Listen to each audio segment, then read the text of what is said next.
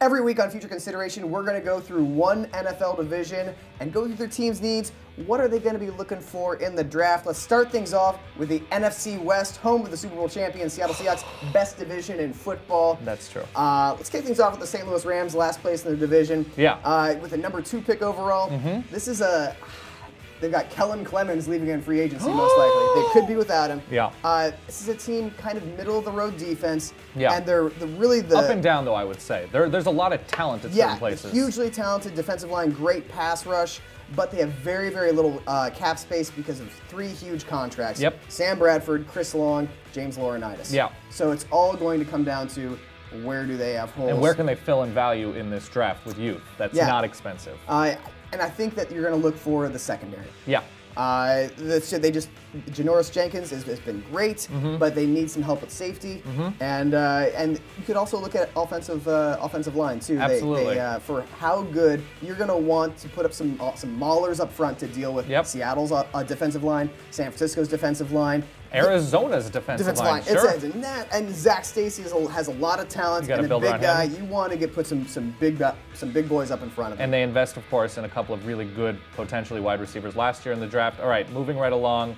Arizona, a team about this far away from making the playoffs this season. So what are those missing pieces to you? It feels like receiver, even as good as Larry Fitzgerald is, he's not getting any younger. The offensive skill, at least on the outside, still a question. And for them as well, offensive line. Everybody needs to get better up front. Is it any different for Arizona? Yeah, the hugest hole they have, they lost Jonathan Cooper, their seventh overall pick in the 2013 draft, to a broken leg in the preseason. Right. But the thing is, they don't have enough depth. They still need more offensive line help. They gave up 41 sacks last year, 3.6 yards per rush. And of those 41, 58 of those were Levi Brown. They could also use a franchise quarterback. Yeah, it's not a bad idea. If somebody like Derek Carr, David Fales, Carson Palmer's 34 years old. Who's backing him up? Ryan Lindley and Drew Stanton. Yeah. That's they've got holes. Yeah. All right, let's go to the Niners, a team really hard to nitpick when they're about this far away from the Super Bowl, but free agency, attrition, injuries, there's always change in the NFL.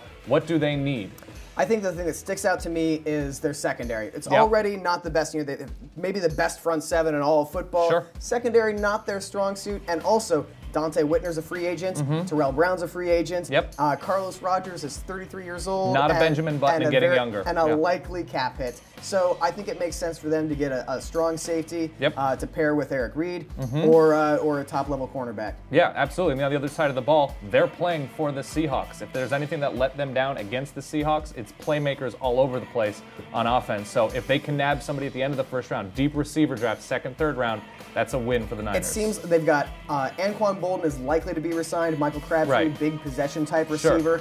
I'd like to see them, if they go with a wide receiver, to get themselves a burner. Someone like T.Y. Hilton, who had a great game against the Seahawks in 2013. And speaking of which, your Super Bowl champions, Seattle Seahawks. A team that has actually a lot of questions. Yeah, a huge amount of questions as they try to sign their young, talented, cheap players to So lucky. So a lot's going to depend on who they extend. Yeah. But for me, they've got 2 big holes. One is offensive guard, where they had struggles all year long. Yep. And the other side is the defensive line, where you've got Michael Bennett, Tony McDaniel, Clinton McDonald, all are free agents. And then Chris Clemens, Red Bryant, and Brandon Mebane are all kind of big numbers for the cap. Yep. So they've got some young talent from the defensive line. Jesse Williams was a 5th rounder last year and didn't play at all. Alabama standout. He could do very well this coming year. But I wouldn't be surprised if they went defensive tackle and let some of Tony McDaniel or Clinton McDonald go. Yeah, and that's not somebody they have to take early on in the draft too. There's some value at the defensive tackle position.